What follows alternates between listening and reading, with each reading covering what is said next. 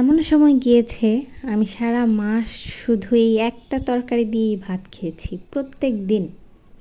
Hello everyone, আসসালামু আলাইকুম। Welcome করছি আমার আরও একটি নতুন ভিডিও দেখার জন্য। আশা করছি আপনারা সবাই ভালো আছেন। আলহামদুলিল্লাহ আমরাও অনেক ভালো আছি।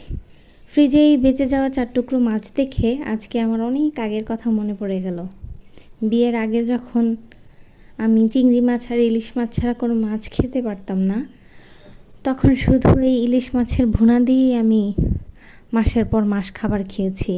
তরকারি দিয়ে রান্না করলেও খেতে পারতাম না, শুধু এই ভুনা। এমনও সময় গিয়েছে যখন আমার ফ্যামিলির বাকি সবাই অন্য কিছু রান্না করে খেতে চেয়েছে, তখন আমার মা আমার জন্য এই 2 টুকরা মাছে এইভাবে রান্না করে দিয়েছে। যাই হোক, মানুষ কত পরিবর্তনশীল, তাই না? এখন কত পরিবর্তন হয়েছি আলহামদুলিল্লাহ। এখন সব মাছ খেতে পারি, অনেক কিছুই আগের চেয়ে আলাদা। যাক, সবার জীবনে এইভাবে পজিটিভ পরিবর্তন আসুক, সবাই এইভাবে পজিটিভভাবে চেঞ্জ হোক। মা বাবাকে অনেক জ্বালিয়েছি, যাই হোক, তাই অনেক দিন পরেই মাছ দেখে মনে হলো এইভাবে একটু রান্না করে খাই। আমার শ্বশুরবাড়িতে আবার সবাই এরকম শুকনা শুকনা ভুনা পছন্দ করে না, ওরা একটু ঝোল ঝোল খেতে চায়। কিন্তু আমার অনেক দিন পর মনে হলো, তো তাই মনে চাইলো এইভাবেই একটু শুকনা শুকনা করে রান্না করে খাই। যাই হোক, রান্নাটা ভালো হয়েছে, সবাই পছন্দ করেছে। আর আমার বাসায় আবার 2টা তরকারির বেশি আমি কখনোই রান্না করি না। যদি মাঝে মাঝে শখ করে রান্না করি বা মেহমান আসলে রান্না করি, সেটা আলাদা বিষয়।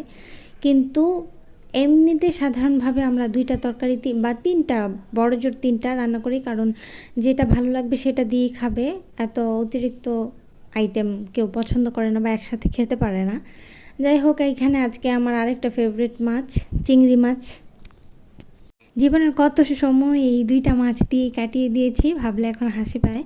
যাই হোক, এই যে রান্না করার পর আমি এখানে বিকেলের নাস্তার জন্য আলু সেদ্ধ করে নিয়েছি, আর ছেলেকে নিয়ে একটু বের হব আজকে।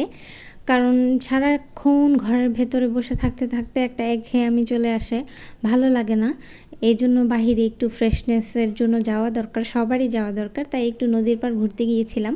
এখানে কত সবজি গাছ, হলুদ গাছ ছিল, কলা গাছ ছিল, লেবু গাছ ছিল, তারপর ছিল পেঁপে গাছ। আর এই গাছগুলো কী গাছ আসলে আমি ধরতে পারিনি, শালগম না বাঁধাকপি জানি না। এই যে নদীটা পানিটা অনেকটাই শুকিয়ে গিয়েছে, চারিদিকে কেমন সবুজ সবুজ সব কিছু দেখেন, খুব ভাল লাগছে। আমার কিন্তু অনেক ভালো লেগেছে, আর আমার ছেলেও খুব খুশি হয়েছে। আমি, আমার শাশুড়ি মা আর আমার ছেলে গিয়েছিলাম।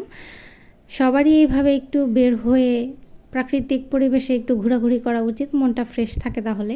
এখানে একটু বুট ভুনা করে নিচ্ছিলাম বিকেলে নাস্তার জন্য।